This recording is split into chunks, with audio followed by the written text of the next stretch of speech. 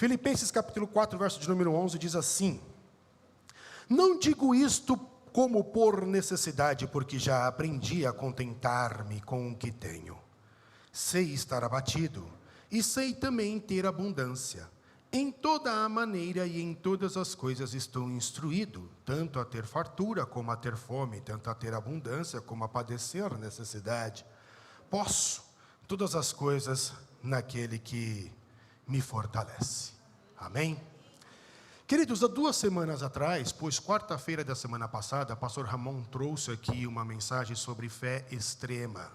Então, há 2 semanas atrás, ou seja, a quarta-feira que antecedeu a quarta-feira que o pastor Ramon ministrou, eu li estes mesmos versículos de Filipenses, para que nós falássemos um pouquinho sobre a não resposta de Deus, o silêncio de Deus e a fé.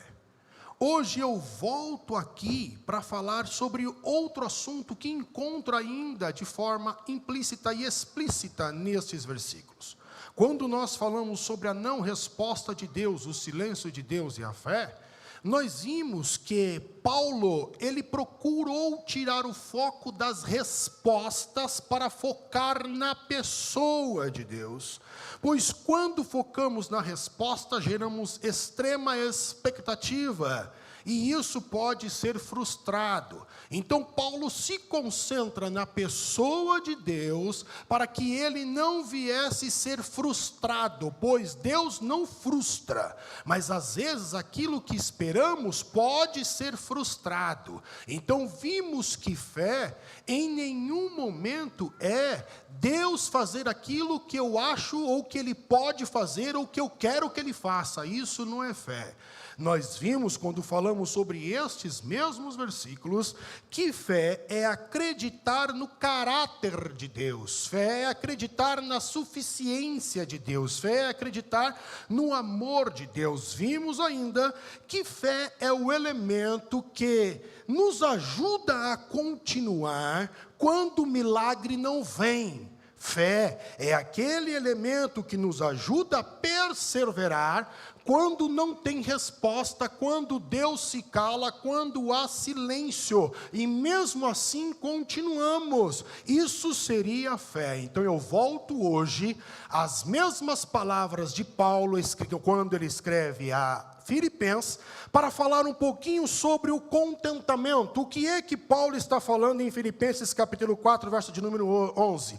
Acredito que Paulo está falando sobre contentamento, e Paulo diz, e repito, Filipenses 4, 11, não digo isto como por necessidade, porque já aprendi a contentar-me com o que tenho, sei estar abatido e sei também ter em abundância, em toda a maneira e em todas as coisas estou instruído, tanto a ter fartura como a ter fome, tanto a ter abundância como a padecer necessidade. Posso todas as coisas em Cristo que me fortalece. Aqui nesses versículos eu percebo que Paulo está falando de modo implícito e explícito sobre o contentamento. E a primeira característica que vejo Paulo falar dentro do item contentamento é que Paulo ele passa a contrariar o estilo de vida consumista e desenfreado que a sociedade da época dele tinha e que a nossa sociedade também temos. Quando olhamos para a nossa sociedade ela vive, parece que no modo automático e do modo desenfreado, consumindo sem parar. O marketing que se é feito para que você compra e perceba que você precisa comprar cada vez mais. Às vezes, nós compramos sem uma necessidade aparente. E quando você pergunta para fulano de tal por que é que ele comprou tal coisa, ele vai dizer que comprou porque achou bonitinho. Então é um consumismo e é um modo de consumo, de compra desenfreado. E às vezes compramos também porque comprar, por incrível que pareça, faz bem à nossa mente. Comprar dá prazer, comprar é um lazer e comprar faz bem. Psicólogos e especialistas dizem que quando você sai com o intuito e o objetivo de gastar, comprando algo para você, algo para a sua família ou algo para a sua família, você entra no estado sociável aprazível. Ou seja, você se torna uma pessoa bacana para estar do lado. Você se torna uma pessoa favorável para caminhar. Quando você vai com esse objetivo, parece que a alegria inunda o teu ser. E você se torna a melhor pessoa para andar naquela ocasião. Porque você nunca viu, pelo menos eu acredito, e eu particularmente nunca vi, ninguém falando assim: nossa, como é chato ter que sair de novo para comprar e gastar tantos mil naquilo para minha família. Eu nunca vi. Ninguém fala isso. Comprar é bom, comprar faz bem, e é bom para o nosso psicológico, para as nossas emoções. Entretanto, o consumismo desenfreado, ele pode ter alguns problemas, e um dos problemas que ele pode ter ou trazer é o endividamento. Você pode ter problemas, é endividamento. O outro problema é que você ser um consumista desenfreado, você torna isso um hábito, e você vai alimentando esse hábito ao ponto dele virar um vício, e depois você, para tentar contornar o vício, é difícil. Sair do vício é complicado. Você vai precisar de ajuda. E quando nós estamos no consumismo desenfreado, passamos a conquistar coisas. Mas a pergunta é: para que servem as coisas que nós conquistamos? Eu não sei se você já pensou nisso. Para que servem as coisas que nós conquistamos? Eu encontro a resposta no livro que li, Quando Tudo Não É o Bastante, de um rabino judeu, Harold Kushner, quando ele diz: para que servem as nossas conquistas? E ele mesmo responde: para demonstrar que não conquistamos nada. Pois aquele anseio, aquele desejo que você tem, aquele consumismo desenfreado, em que você sai desesperado e parece que você não pode viver sem aquilo, e de repente você conquistou, você comprou, você aderiu, você vai perceber que depois aquele objeto que tu compraste, ele fica de escanteio. Você já não dá mais a devida atenção àquele objeto. Logo, o que você queria de fato não é o objeto. O que você queria era ter a satisfação de só ter comprado. Porque se você quisesse o objeto você não o largaria. Você o usaria constantemente. Mas, como ele está agora jogado no escanteio, então na verdade você não quer o objeto. O que você quer é só aquela satisfação que traz consumir. Que o consumo ele vai trazer. É isso que você quer. Então para que servem? As nossas conquistas simplesmente servem para provar que não conquistamos nada. O consumo desenfreado, ele tem uma raiz, ele tem uma origem, ele nasce com as revoluções industriais. Então, se tu não faltou naquela aula de história, você aprendeu sobre a primeira revolução industrial e a segunda revolução industrial, onde nós temos um pico de produção. E o que vai fazer com todos esses produtos arquivados e estocados? Pois estoque parado é dinheiro parado. Então, o que nós temos que fazer? Nós temos que gerar uma sociedade consumista. Porque não pode ficar estoque parado, porque estoque parado é capitalismo, é dinheiro parado. Nós investimos aqui, não pode ficar parado isso. Então eu preciso colocar nas pessoas que elas precisam de trocar de celular o tempo inteiro, de televisão o tempo inteiro, de roupa o tempo inteiro, de calçado o tempo inteiro. Tem que trocar. Então o marketing que nasce por trás das revoluções industriais, ele nasce para induzir você, criando em você uma pseudo-necessidade de que precisa ter. Para que você compre, para que o estoque zere, e assim a economia ela venha gerar. Existem aqueles que consomem de modo desenfreado, porque sentem o vazio dentro de si. E qual é a válvula de escape? Para tentar preencher o vazio? O consumo, a compra. Outros tentam substituir a tristeza que encontram dentro de si pela compra. Então ele quer tirar a tristeza e colocando o prazer de comprar, o prazer que é consumir. Então ele tenta anular a tristeza dentro dele. outros querem encontrar um sentido para a vida, e por isso, compram. Então a primeira coisa que vejo, que Paulo ele está falando e criticando sobre esse consumo desenfreado que há na sociedade. Outra coisa que vejo, Paulo em Filipenses capítulo 4, verso de número 11, ele não está falando de alegria. Paulo está falando de contentamento. Então alegria é diferente de contentamento. Logo, o que seria a alegria? A alegria é o estado do regozijo. É o estado do júbilo. Alegria é o estado do acontecimento divertido. Alegria é você estar risonho. Alegria é um sentimento que traz ânimo. Agora eu não sei se você prestou atenção no que eu falei, mas todos esses significados que falei do termo alegria, todos eles são momentâneos, como por exemplo, o estado de estar jubilando, de estar ali se alegrando, de estar se regozijando, pode mudar. Você pode chegar em mim, a gente vai conversar, e de repente eu chego em você e falo assim: irmão, mas deixa eu te parar um pouquinho, desculpa eu te cortar, mas eu tenho duas notícias para te falar, uma boa e uma ruim. E aí é claro que você e eu vamos optar sempre pela notícia boa, é normal. E aí eu conto a notícia boa para você, e você entra no estado de júbilo, você entra no estado alegre, risonho, você entra no estado de regozijo. Só que aí eu digo, mas porém, entretanto, vírgula, tem a notícia ruim. E aí eu te conto a notícia ruim.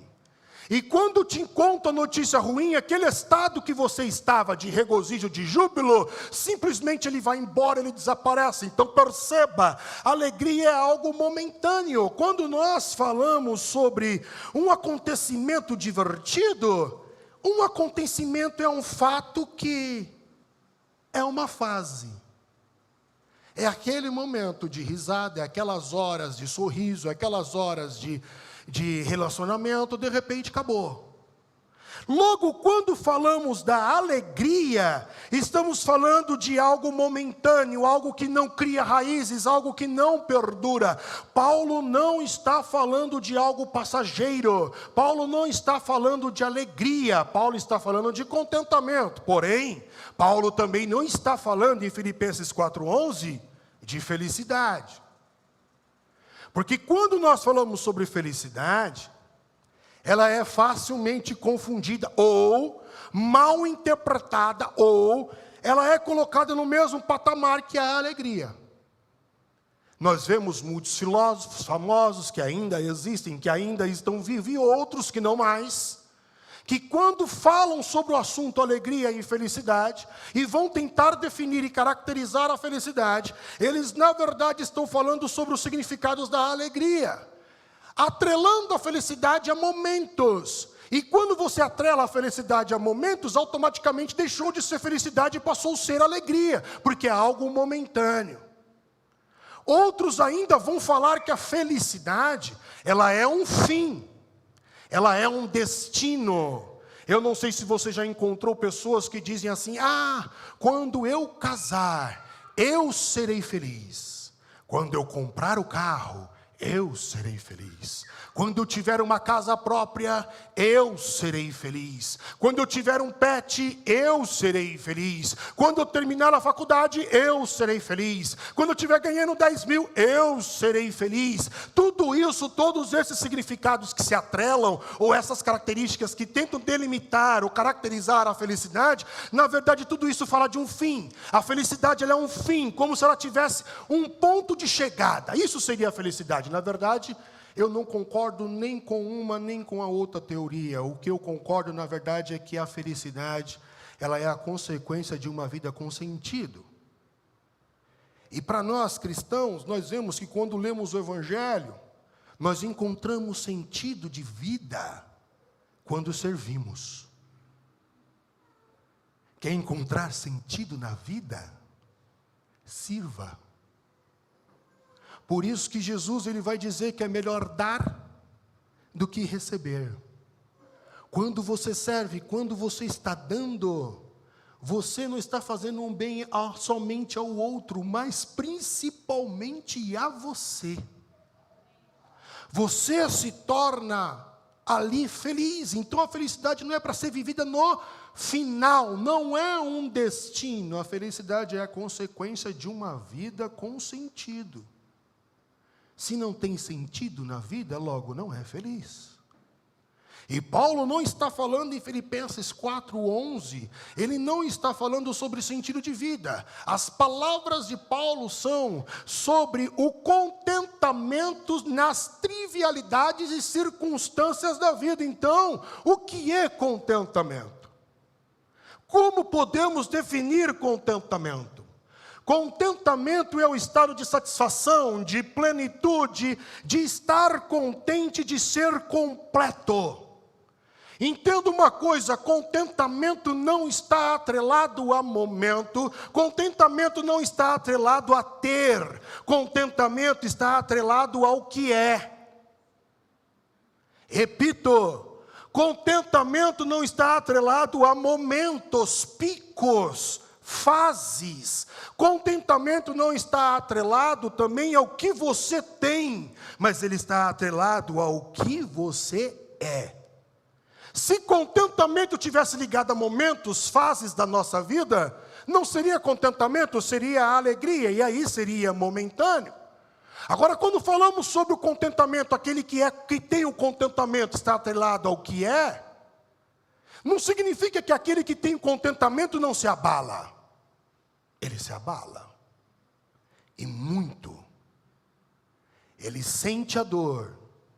Ele vive no sofrimento. Ele sofre. Era Paulo. Sei ter, sei não ter. Sei passar pela abundância, mas também a sofrer a necessidade. O que tem contentamento, ele sente na pele o sofrimento. Mas ele tem o contentamento. Então, quando nós falamos sobre o contentamento, eu tenho que entender que a pessoa que tem contentamento, ela consegue passar melhor pelas circunstâncias e trivialidades da vida, porque ela não perde a esperança. Como a alegria é algo momentâneo, ela perde a esperança facilmente e por isso desiste. Aquele que tem contentamento, ele não desiste, ele não perde a esperança, porque ele não está atrelado ao ter. O contentamento está ligado a algo superior ao ter, e está atrelado ao ser. O que é superior ao ter? Ser. A pergunta é: o que é que nós somos? E eu não estou colocando aqui apenas nós como cristãos. Nós, o que é que nós somos? Nós somos de modo simples, e se fôssemos sintetizar, resumir, nós somos o que a Bíblia diz que nós somos e ponto. É isso que nós somos. E o que é que a Bíblia diz que nós somos? Existem muitas coisas, a Bíblia fala muita coisa sobre nós. Mas eu destaquei algumas delas, então vamos lá, Romanos capítulo 8, verso de número 16. A Bíblia diz que somos filhos de Deus. Se você não conseguir ter contentamento sabendo que é filho de Deus, eu não sei o que mais pode trazer contentamento para você. No verso de número 17 de Romanos 8, nós vamos ver que Paulo, então, ele conclui o seu raciocínio e ele diz: e já que somos filhos de Deus, então somos herdeiros de papai. E nós temos o irmão, Jesus Cristo, da hora. E nós somos co-herdeiro com Ele. Ou seja, se Jesus tem um corpo transformado, também teremos. Se Jesus tem um corpo glorificado, também teremos. Se Jesus vai julgar as nações, também julgaremos. Se Jesus governará esse mundo, também governaremos. Nós somos herdeiros tão quanto Cristo. Temos os direitos tão quanto Cristo. Somos co-herdeiros, coparticipantes da glória com Cristo. Se isso não traz contentamento para você, eu não sei o que é que pode trazer. Nada nesse mundo poderá preencher o vazio que há na tua alma. Fyodor Dostoiévski, ele escreveu dizendo que cada ser humano carrega dentro de si um vazio do tamanho de Deus. Não adianta tentar preencher com o consumismo desenfreado, com diplomas acadêmicos. Se o vazio é do tamanho de Deus, só Deus pode preencher o vazio. Não tem como algo substituir a presença de Deus na tua vida. Quando nós vamos para Romanos capítulo de número 8, verso de número 37, aí Paulinho agora ele diz que nós somos mais do que vencedores nessa batalha. Você já entrou para vencer, você já é vencedor. O mais que vencedor é aquele que joga para cumprir tabela. A vitória já está garantida na vida dele. Já está garantido a vitória sobre a tua vida, já está garantido o triunfo sobre a tua vida, sobre todas as coisas. Deus falou que você é mais do que vencedor. Está escrito. O que é que nós somos? 1 Pedro capítulo de número 2, verso de número 9. Nós somos a geração eleita, o sacerdócio real, a nação santa, o povo exclusivo de Deus, o povo adquirido por Deus. Nós somos isso. Mateus 5,13. Nós somos o sal. Por que que a terra não apodrece? Por que que os países não apodrecem? Por que que São Miguel Paulista não apodrece? Porque tem um sal lá. Que sal? São Miguel Paulista, a igreja está lá. A igreja está lá, por isso que não apodrece. Tem sal lá. Quando a igreja sair dessa terra, essa terra vai ficar podre, pútedra. Vai ter bicho. Porque o sal saiu.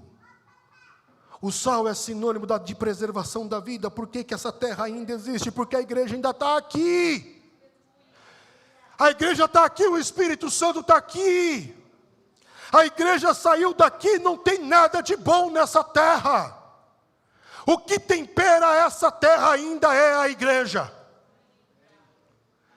No verso de número 14 de Mateus 5, Jesus diz que nós somos a luz deste mundo. Então para com essa ideia de você ser um tribulado. Você não é um tribulado.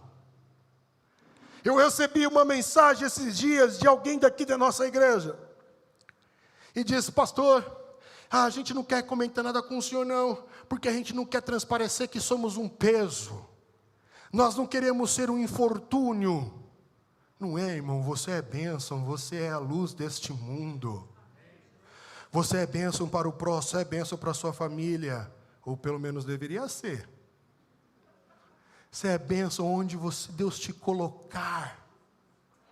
Você é a luz, você é o holofote, você é o farol de Deus no meio das trevas neste mundo. A irmã Marília conversando com a gente no departamento lá de capelania, que agora a gente está formando e tem sido muito bom. A irmã Marília falou que existem outros trabalhos de outras denominações e de outras religiões que vão no hospital. Mas quando os pacientes eles querem oração, eles não pedem para nenhum dessas religiões, eles pedem para nós. Chama o irmão que é crente. Chama a gente, é luz, sabe que é luz. Nós somos luz dessa terra. Em Jeremias capítulo de número 1, verso de número 5, o que é que nós somos? O que que a Bíblia fala de nós? Você é uma pessoa que eu te escolhi desde o ventre. Antes que você fosse formado no ventre da tua mãe, eu já te conhecia. Deus te conhece mais do que você mesmo pode conhecer. Você não sabe nem por que você está triste, está chorando ou está alegre. Às vezes nós temos um sentimento que não sabemos decifrar. A causa, o motivo, a razão, a circunstância pela qual eu estou daquele jeito. Mas Deus sabe, Ele te conhece, Ele te acompanha, Ele sonda o teu íntimo. E Ele diz para você: eu já trilhei esse caminho, eu sei como sair desse buraco. Eu sei como sair dessa tristeza, dessa angústia, dessa aflição. Eu conheço esse caminho, segura na minha mão. Você é escolhido desde o ventre da sua mãe. Em João 15:15, a Bíblia diz que não somos servos. Nós somos amigos de Deus. Jesus diz em João 15:15, já não vos chamo servos, eu chamo vocês de amigo, porque o servo ele não sabe o que o seu Senhor faz.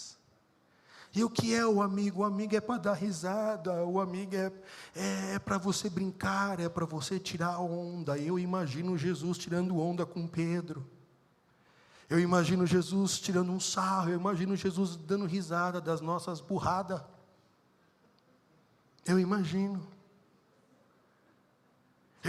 Jesus olhando para mim quando eu falo, Jesus, eu achei que, eu te falei, como ele falou para Pedro, eu te avisei, né, você sabe, né, aquele olhar de Jesus, na verdade Jesus ele não falou, diz a Bíblia que quando Pedro negou a terceira vez, o galo cantou duas, aí Pedro e Jesus olham um para o outro, e aquele olhar de Jesus só dizia, não te falei?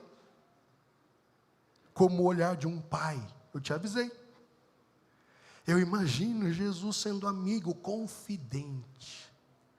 Por isso que eu não gosto daquele estilo de oração, sabe, que parece que você está na presença de um homem, onde você tem que usar palavras de grande magnitude, ó excelentíssimo, eterno, excelso Deus, Criador. Para que isso? Ele é um amigo. Na amizade não tem burocracia, não tem politicagem, você pode ser aberto, você pode ser você.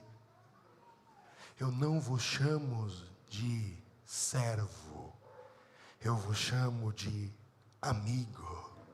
É isso que você é, confidente de Deus nessa terra. O que nós somos é um motivo para vivermos com contentamento. Pelo menos eu acho. Eu acho que nós temos que sair dos momentos da alegria e parar de caracterizar a felicidade como sendo um fim, mas encontrando o sentido da vida para ser feliz e assim então viver com contentamento, entendendo que você é. Cristão, ele não vive segundo o que tem, ele vive segundo o que é. Você pode não ter, mas é filho amado. Você pode ter, mas é perdoado. Não vivemos pelo que temos, vivemos pelo que Deus nos fez ser, e somos filhos amados. A minha oração é que então você entenda o que de fato você é. Não se menospreze, pois se Deus investiu em você, quem é você para se inferiorizar e se menosprezar? Você é filho, herdeiro de Deus e co-herdeiro com Cristo. Viva dessa forma. Quando aceitamos e percebemos isso, nós passamos a viver mais leves e tranquilos. E com isso, conseguimos viver as trivialidades e as circunstâncias da vida de forma melhor. Que Deus os abençoe.